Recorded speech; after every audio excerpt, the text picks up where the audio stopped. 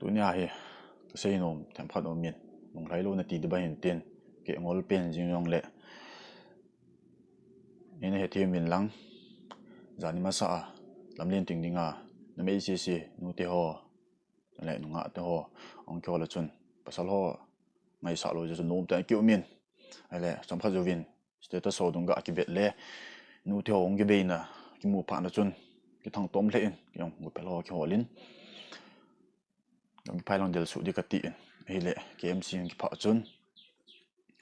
cái MC ông bây giờ chun khám đến nên cái MC ông chun sọt ta thì chun anh khen tối in chúng ta dùng tiếp kịch bản tiếp phản là chun cái MC waiting set về lại chúng bị cái điểm set như nhiên chúng ta bung khai cho họ những cái thằng bắt kịch bản sợ chúng bị bằng à tam chu ông cái giam in bạn là thiết hạ bằng lôi thì chun cái bằng nhiên cái用thằng tóm tên giờ chun nụ thì họ cái dẹp phụ nợ giờ chun để miết trang cặp để cái tiền cái trang thì dừng in anh lại khang phản ra vang phải in anh ngon họ khá tiền phản là chun cái用lo họ nông can delin ông giam phèn lo họ là phản là chun cái bằng cái để mi sống bên ham chun xuống à cái sự mình của phela cặp thành cái cặp mình mi bằng à tam chữ bỏ la bằng khoang lo à cái giam chết tam tỷ lệ làm cai lậu và làm cai khát cha lim le mel ki mu lo ja he hele te chong khin hi le hai pi kal to na an phau ba chun ka loi khat ke hi ma spena ko min dang ho chon lang jama tan lam kai ba chong kumin hi le mang kum te to chen su tirges an ka chu gari ko ma chong pu ke le ki cha hlan walin gari kang chala he yin ka loi pan ka kha min hlonin ting te ti le mi kan sol be the tin lai to pe hlan tan po da pan chun ông kia tập buồn hối lăng à mà không nhận kia tập buồn tôi chân nghe ba cái bối ta làm cái tiêu gas cái sao không chúng nó lại mình lúng đốt lệ gì nghe làm cái họ chú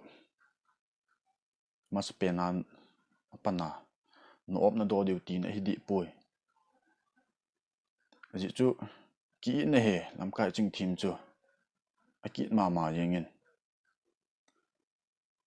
làm cái khát thì sang à mi làm mi xôm rồi cái thi điều cái đấy rồi he chân gia chú kỹ này hình lạ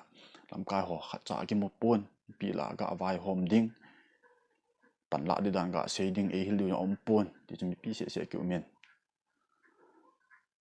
nghe là buồn là do ông lệ gì nghe thì ai không bẻ điều liền vàng ông cái thắt xì khan tiền hiện nghe năm ngày luyện ra là rồi cho này cái bằng đen hiện lạ thì chân giáo vàng không cái bằng ngầm lồi để tại mà vàng làm cái hỏi ông như pite pate to sát nào ông làm cái à pate bản lạ là vàng chân nó mà đi ngã chỗ san phẳng ngã mà chỗ cái bằng dính dính he chỗ cái xây nôm he chân chỗ tan te xây khiêm lệ cái ngày đâm te về tao chứ lại cái team nhỏ lại anh phá cái đu tao về tao à sao mua cô chứ cô kim mà về cây cô về tao miếng sẽ bị xịt đi chứ sao đây anh đây là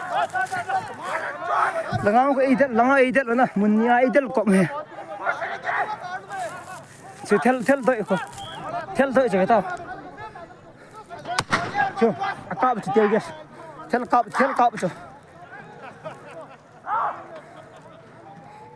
đúng không chưa xin mua tên cái tao miếng xe cái tao là miếng xe bị xịt như này chứ vâng